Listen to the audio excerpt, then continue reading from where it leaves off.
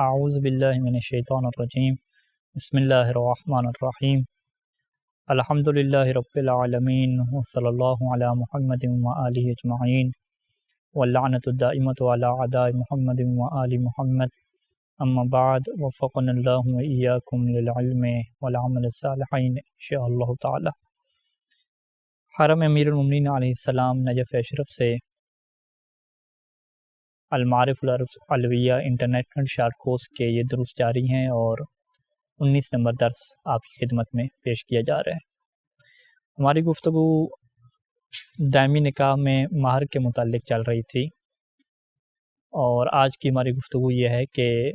مہر کتنی قسم کا ہوتا ہے اور ایک خاتون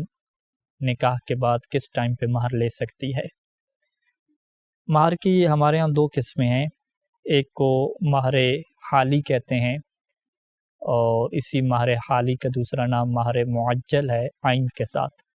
یعنی جلدی، اور دوسرا جو مہر ہے وہ معجل ہے کہ جس میں مدت ہوتی ہے، ٹائم ہوتا ہے۔ ان کی تعریف یوں ہے کہ مہر حالی کہیں یا صداق حالی کہیں یا مہر معجل کہیں، اس کا یہ مطلب ہوتا ہے کہ اس میں مدت نہیں رکھی جاتی۔ جس مہر میں یہ ذکر نہ کیا جائے کہ مہر اس نے کب دینا ہے تو وہ مہر معجل ہوتا ہے۔ مہر معجل کیا مطلب کہ شادی کے بعد جب بھی بیوی مطالبہ کرے گی اس کو فوراً دینا واجب ہوتا ہے۔ اور ایک انسان نے اگر یوں مہر معین کیا کہ 50,000 مہر پہ میں جو ہے وہ شادی کرتا ہوں اور خاتون اسی 50,000 مہر پہ راضی تھی، اس نے یہ نہیں کہا کہ 50,000 جو مہر میں نے دینا ہے 1 سال کے بعد دینا ہے یا 2 سال کے بعد یا جب میری استطاعت ہوگی تب دوں گا، اس طرح کی کوئی بات نہیں کی، تو یہ مہر معجل ہوگا، یعنی خاتون کے مطالبے پہ، بیوی کے مطالبے پہ فوراً اسے دینا واجب ہو جائے گا۔ یہ اس صورت میں ہوتا ہے کہ جب مہر کے پیسے خارج میں معین نہیں کیے جاتے، کہ جو مہر کی ایک ہم نے بیان کیا تھا کہ مہر کیا ہو سکتا ہے، وہاں پہ ہم نے بیان کیا تھا کہ مہر خارج میں چیز معین کر کے آپ رکھ دیتے ہیں، چاہے وہ نوٹ کی شکل میں ہو، کوئی چیز ہو، یہ اس کے علاوہ میں یہ آپشن چل سکتا ہے۔ جب آپ خارج میں کوئی چیز معین کر کے رکھتے ہیں پریکٹیکلی طور پہ کہ یہ والے پیسے ہیں، تو وہ وہاں پہ مہر معجل ہی ہو جاتا ہے، یعنی فوراً وہ تو دے دیا جاتا ہے۔ اگر آپ خارج میں معین نہیں کر رہے اور آپ یہ کہہ رہے ہیں کہ میں دوں گا، اتنا مہر ہوگا، تو وہ بھی مہر معجل ہی کہلاتا ہے، یعنی جب بھی بیوی مطالبہ کرتی ہے اسے دینا واجب ہو جاتا ہے۔ اور دوسرا اس کے مقابلے میں مہر معجل ہے۔ مہر معجل کا مطلب یہ ہوتا ہے کہ اس میں کوئی نہ کوئی ٹائم رکھا جاتا ہے، کوئی نہ کوئی مدت رکھی جاتی ہے۔ اب اس کا مدت کا بڑے دقیق طریقے سے معین ہونا ضروری نہیں ہوتا، جبکہ جو نکاح متع ہے وہاں پہ ہم انشاءاللہ پڑھیں گے کہ وہاں پہ مہر کا بڑے دقیق طریقے سے اس کا کیا ہے معین ہونا ضروری ہوتا ہے۔ نکاح دائمی میں اتنی جو ہے وہ مہر کی سختی نہیں ہوتی، بس یہ ہے کہ مہر معجل میں کوئی نہ کوئی ٹائم وہ ذکر کر دے، جیسے وہ یوں کہہ سکتا ہے کہ جیسے اولاد پیدا ہوگی، بچے پیدا ہوں گے، یا وہ یہ کہے کہ 1 سال بعد، یا وہ یوں بھی کہہ سکتا ہے کہ جب میری استطاعت ہوگی۔ اس مہر کو کہتے ہیں مہر عند الاستطاعہ۔ جو مہر عند الاستطاعت ہوتا ہے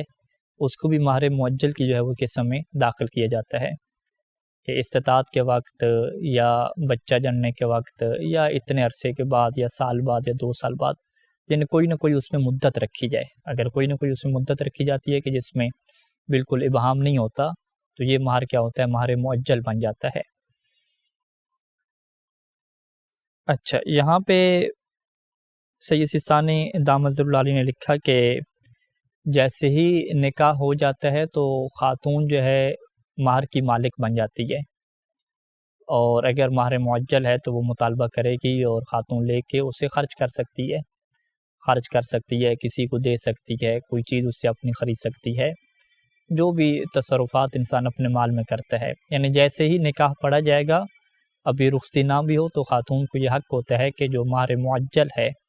وہ لے لے اور اس میں کیا کرے، تصرفات کرے۔ بس اس میں یہ ایک جو ہے وہ فقہی نکتہ رہتا ہے کہ اگر ان کی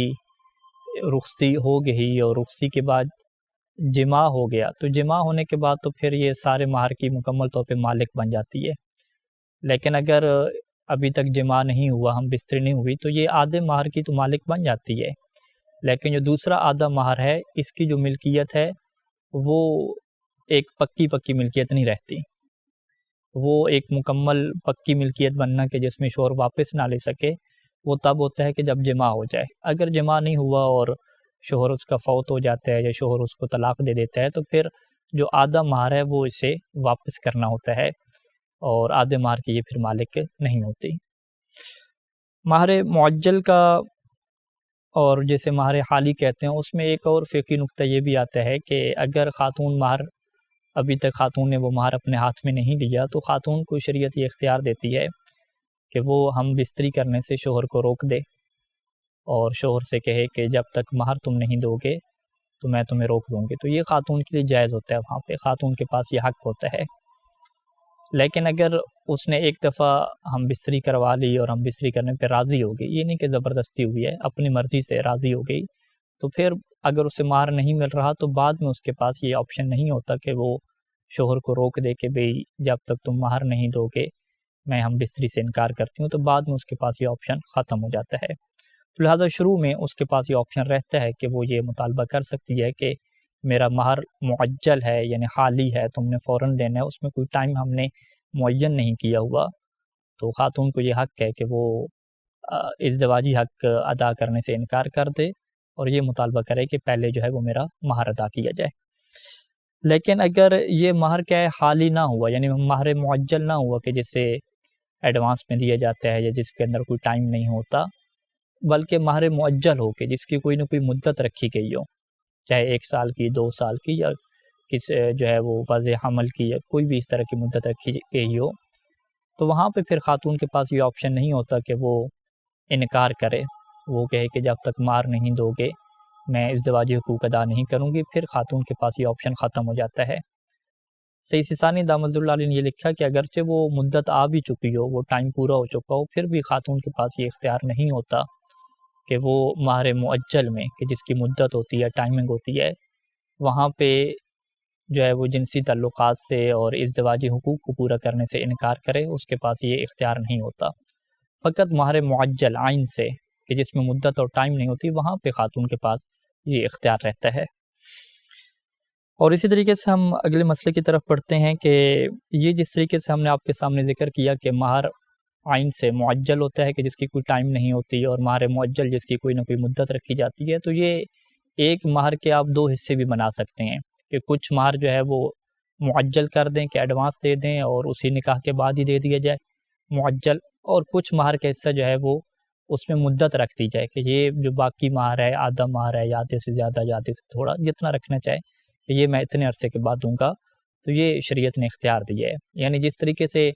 پورے کا پورا مہر جو ہے وہ مدت والا آپ رکھ سکتے ہیں کہ اتنے عرصے کے بعد مہر دوں گا یا جب استطاعت ہوگی تو مہر دوں گا، اسی طریقے سے آدھا مہر بھی جو ہے وہ رکھ سکتے ہیں، آدھے سے تھوڑا بھی رکھ سکتے ہیں۔ تو یہ کیا اختیار رہتا ہے کہ مہر سارے کے سارا معجل ہو عین سے، سارے کا سارا معجل ہو، کچھ کیا ہے معجل ہو حالی، اور کچھ کیا ہو معجل ہو۔ تو یہ شریعت نے کیا یہاں پہ اختیار دیا ہے۔ ایک انسان کے جس نے جو ہے وہ مہر رکھا ہے لیکن وہ یہ سوچ رہا ہے کہ میں مہر بیوی کو نہیں دوں گا، تو اس طریقے سے کیا اس کا نکاح باطل ہو جائے گا؟ سید سیستانی دامت اللہ علیہ نے یہاں پہ فتویٰ دیا کہ اس کا نکاح باطل نہیں ہوگا، ہاں اس کی شرعی ذمہ داری رہے گی کہ وہ مہر اس کی ذمہ داری ہے، ادا کرنا اس کی پر واجب ہے، چاہے مہر معجل ہو یا مہر معجل ہو، وہ اس کی گردن کے اوپر باقی رہے گا۔ اس کی نیت رکھنے یا نہ رکھنے سے اس کا کوئی تعلق نہیں ہے، نیت رکھے یا نہ رکھے، جب شادی کے اندر مہر کا ذکر ہو گیا، مہر معین ہو گیا، تو اس کے بعد ان کا نکاح ٹھیک ہے۔ ہاں اب اس کی ذمہ داری ہے کہ اس مہر کو کیا ادا کرے۔ اچھا، اسی طریقے سے جو دائمی نکاح ہے اس میں جو مہر کو معین کرنا ہے کہ کون سی چیز ہوگی، کیا چیز ہوگی، کتنے پیسے ہوں گے، اس کا معین کرنا بھی ضروری نہیں ہوتا کہ نکاح سے پہلے معین کیا جائے، بلکہ دائمی نکاح میں یہ آپشن رہتا ہے کہ انسان نکاح کرے اور بیوی سے کہہ دے کہ تم بعد میں جو مہر مانگو گی وہ میں تمہیں دے دوں گا، جتنا مہر تم کو ہوگی وہ میں دے دوں گا، یا مہر معین کرنا تمہارے حق میں ہے۔ بیوی شوہر سے کہہ سکتی ہے کہ جتنا تم مہر دینا چاہو تم دے سکتے ہو، وہ معین نہ کریں، ایک دوسرے کے اوپر چھوڑ دیں، تو یہ بھی کیا ہو سکتا ہے۔ ہاں اس میں ایک نقطہ رہتا ہے کہ ایک جو حد معاشرے میں ہوتی ہے کہ جس کی طرف کسی کا ذہن ہی نہیں جا رہا ہوتا کہ یہ والی جو ہے وہ مہر وہ رکھیں گے، تو اس حد سے ظاہری بات ہے کم مہر کیا ہے بعد میں رکھنا ہوتا ہے. اب جس کی طرف دونوں کا ذہن ہی نہیں جا رہا کہ وہ بہت بڑی کوئی زمین مانگ رہے, بہت زیادہ چیزیں مانگ لے, کہ جس کی طرف عام طور پہ ذہن نہیں جاتا, وہ چیزیں پھر اس میں نہیں ہوں گی. اور سید سیستانی دامت العالی نے لکھا کہ اگر وہ بعد میں ایسا مہر رکھتی ہے کہ جو مہر و سنت سے بڑھ کے ہے, کہ جو 500 درہم ہے, اور آج کل کے زمانے میں 1.25 کلو چاندی ہم نے بتائی تھی کہ تقریباً 12-1250 گرام جو ہے چاندی بنتی ہے. تو اگر 12-1250 گرام چاندی سے زیادہ جو ہے وہ خاتون بعد میں مہر معین کرتی ہے, تو احتیاط واجب کے طور پہ ایسا اس کے لیے کرنا جائز نہیں ہے. اور احتیاط واجب کا یہ تقاضا ہے کہ اگر اسے اختیار دیا گیا ہے تو وہ اس سے کم مہر جو ہے وہ معین کرے, اس سے زیادہ کیا ہے وہ معین نہ کرے. اچھا, ایک اور یہاں پہ مسئلہ یہ آتا ہے کہ اگر شوہر طلاق دیتا ہے یا شوہر کی موت واقع ہو جاتی ہے, تو کیا یہ مہر جو اس نے نہیں دیا تھا کیا یہ معاف ہو جاتا ہے؟ تو ایسا نہیں ہے, بلکہ یہ جو مہر ہے یہ شوہر کے کندھے پہ رہتا ہے, کہ جیسے فقہ میں ہم کیا کہتے ہیں, دین کہتے ہیں. دین یعنی ہم اپنی زبان میں کہہ سکتے ہیں کہ ایک طرح کا قرضہ, کہ ایک طرح کا جو قرض ہے جو شوہر کی ذمہ داری ہے ادا کرنا. اب اگر شوہر فوت بھی ہو جاتا ہے تو جس طریقے سے اس کے باقی جو قرضے ہیں, جو دکانوں پہ ہیں, کسی کو اس نے پیسے دینے ہیں, اسی طریقے سے جو اس کی گردن پہ قرض ہے یہ بھی کیا دینا ہوتا ہے. بلکہ اگر بیوی فوت ہو جائے تو جو بیوی کے وارث ہیں وہ بھی یہ کیا مطالبہ کر سکتے ہیں کہ ہماری ماں کا جو ہے وہ یہ مہر تھا آپ نے نہیں دیا, یا اس کا جو باپ ہے وہ کہہ سکتا ہے میری بیٹی کی جو ہے اتنا مہر تھا. یعنی جو وارث بنتے ہوئے وہ بھی کیا مطالبہ کر سکتے ہیں. بالکل ایسے ہی کہ جیسے ہمارا کوئی بندہ مرتا ہے, رشتہ دار کوئی فوت ہوتا ہے اور اس کے کسی نے پیسے دینے ہوتے ہیں, تو اس کے جو وارث ہوتے ہیں وہ مطالبہ کر سکتے ہیں. تو یہاں پر بالکل جو مہر کا قانون ہے وہ یہی قرضے کی طرح کیا چلتا ہے. اب یہاں پہ اگر تو جو ہے وہ شوہر فوت ہو گیا تو یہاں پہ جو ہے وہ 2 صورتیں ہوتی ہیں, کہ اگر یہ فوت ہوا ہے اس وقت فوت ہوا کہ جب جماع اور ہم بستری ہو گئی تھی, اور اس کے بعد یہ فوت ہوا, نکاح ہو گیا, رخصی ہو گئی, جماع ہو گیا, ہم بستری ہو گئی, تو پھر بھی اس کے اوپر یہ ذمہ داری ہوتی ہے کہ اس کا جو مال ہے اس سے پورے کا پورا جو ہے وہ مہر کیا لیا جائے گا. اگر یہ فوت ہو گیا تو پورے کا پورا مہر, کیونکہ ہم بستری ہو چکی ہے. اور اگر ہم بستری نہیں ہوئی, ہم بستری سے پہلے ہی یہ فوت ہو گیا, نکاح ہوا بھی, رخصتی نہیں ہوئی تو فوت ہو گیا, تو پھر جو بیوی ہے وہ اس کے مال سے جو ہے وہ آدھا کیا ہے مہر اٹھا سکتی ہے, پورا کیا ہے نہیں اٹھا سکتی. اور بالکل یہی قانون سید سیستانی کے مطابق طلاق والی صورت میں بھی ہے, کہ اگر شوہر جو ہے وہ طلاق دیتا ہے تو پھر یہ دیکھا جاتا ہے کہ طلاق اس نے کب دی ہے. اگر اس نے جو ہے وہ طلاق تب دی ہے کہ جب جماع کر لیا تھا, ہم بستری کر لی تھی, تو پھر تو اسے پورے کا پورا مہر دینا اس کے اوپر واجب ہو جاتا ہے کہ پورا مہر ادا کرے. اور اگر اس نے طلاق جو ہے وہ اس وقت دی تھی کہ جب جماع نہیں ہوا تھا, تو پھر اس کے اوپر آدھے مہر کا دینا واجب ہوتا ہے. اچھا, یہاں پر مہر کی گفتگو تقریباً جو ہے وہ اہم مسائل مکمل ہو گئے. اور ایک اور آخری مسئلہ کہ مہر میں یہ بیوی کے پاس اختیار رہتا ہے کہ وہ مہر معاف کر سکتی ہے, اپنا بخش سکتی ہے, جس میں اسے واضح الفاظ میں اور واضح طور پہ یہ کہنا ہوتا ہے کہ جو تمہارے ذمے پہ میرا مہر ہے میں وہ تمہارا ذمہ کیا ہے آزاد کرتی ہوں, اور میں معاف کرتی ہوں کہ تم یہ کیا ہے مہر مجھے ادا نہ کرو. تو یہ خاتون کے پاس کیا آپشن رہتا ہے اور وہ اس طرح سے کر سکتی ہے. مہر کی بحث کے آخر میں سید سیستانی دامت العالی نے ایک اور مسئلے کو ڈسکس کیا کہ, اور اس کا فارسی میں نام بھی لکھا کہ شیر بہا جسے کہتے ہیں, اور ہمارے برصغیر کے معاشرے میں اسے دودھ پلائی کی رسم کہتے ہیں. کہ دودھ پلائی کی رسم کے دوران جو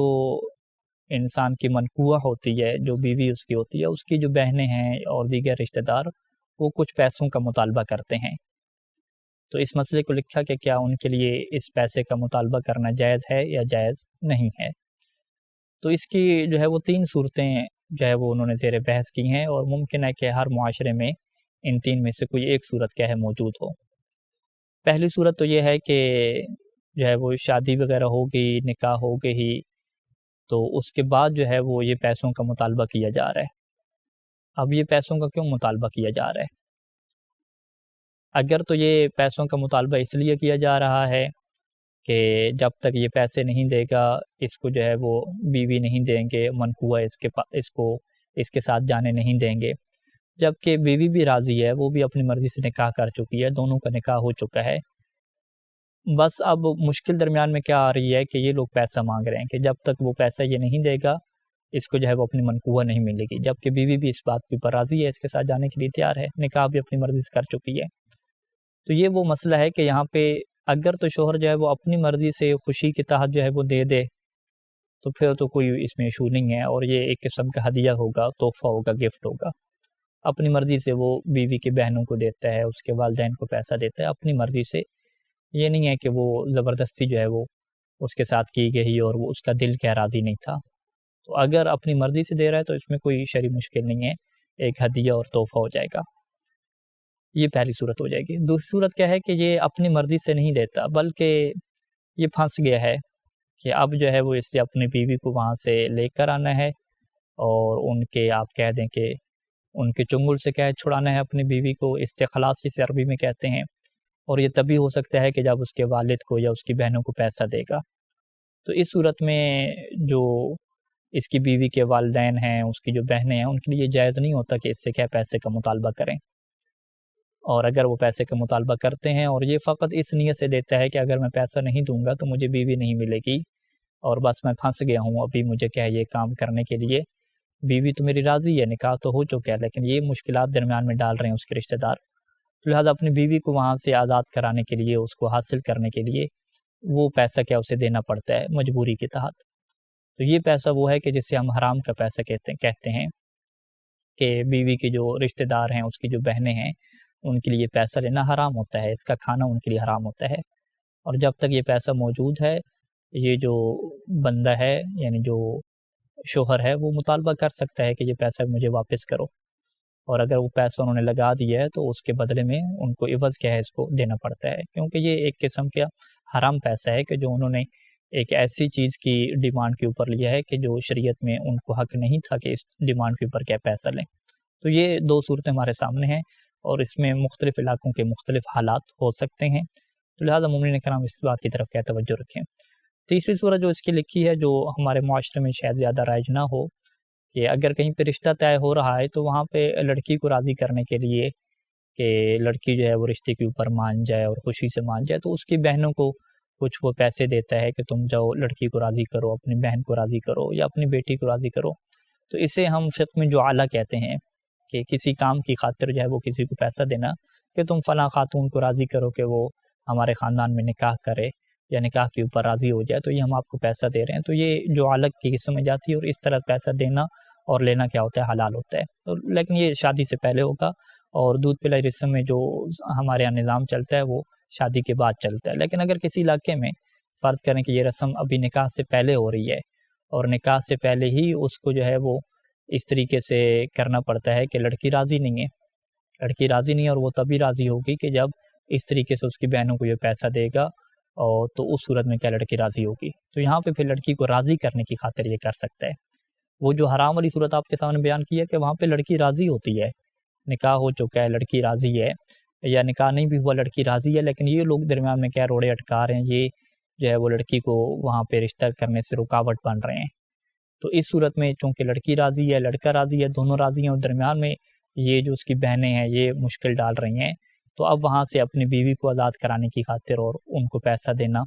تو یہ کیا ہوتا ہے، حرام ہوتا ہے، اور ان کے لیے لینا کیا حرام ہوتا ہے، یعنی اس کے لیے تو دینا جائز ہوگا کیونکہ یہ تو اس کی مجبوری ہے، پھنس چکا ہے، لیکن ان کے لیے جو ہے وہ لینا جائز نہیں ہوگا۔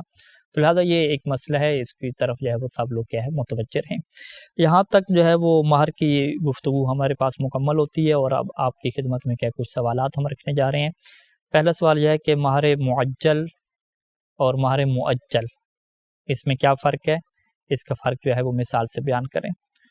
دوسرا ہے کہ عورت کو مہر کس وقت دینا واجب ہو جاتا ہے، اور تیسرا یہ ہے کہ عورت کیا مہر لیے بغیر جسمانی تعلقات سے انکار کر سکتی ہے، ابھی اس نے مہر نہیں لیا، تو کیا اس کے پاس یہ اجازت ہے کہ وہ جسمانی تعلقات قائم کرنے سے انکار کر دے۔ اور چوتھا سوال ہے کہ شوہر کے مرنے یا طلاق کے بعد کیا شوہر کے اوپر واجب ہوتا ہے کہ وہ بیوی کو طلاق دے، یعنی شوہر کے اوپر واجب ہوتا ہے کہ مطلب یہ کہ شوہر کے مال سے، وہ تو مر گیا شوہر یا اس نے طلاق دے دی، تو کیا مرنے والی صورت میں اس کے مال سے، اور طلاق کی صورت میں شوہر خود جو ہے وہ کیا اس کے اوپر واجب ہے کہ وہ مہر دے بیوی کا۔ اور اگلا سوال ہے کہ یہ جو دودھ پلائی رسم پہ دولہے سے پیسوں کا مطالبہ کیا جاتا ہے، یہ مطالبہ کرنا کب حرام ہوگا، اور کب یہ پیسے لینا کیا حرام ہوگا اور کس صورت میں کیا یہ جائز ہوگا۔ اور اگلا سوال ہے کہ کیا عورت کے پاس یہ اختیار ہے کہ وہ مہر کو معاف کر دے؟ اگر وہ مہر کو معاف کرے تو اس کا کیا طریقہ ہوتا ہے کہ وہ کیسے کیا ہے الفاظ ادا کرے گی تاکہ اس کا مہر کیا ہے معاف ہو جائے۔ وصلی اللہ علی محمد وآلہ اجمعین، والسلام علیکم ورحمۃ اللہ وبرکاتہ۔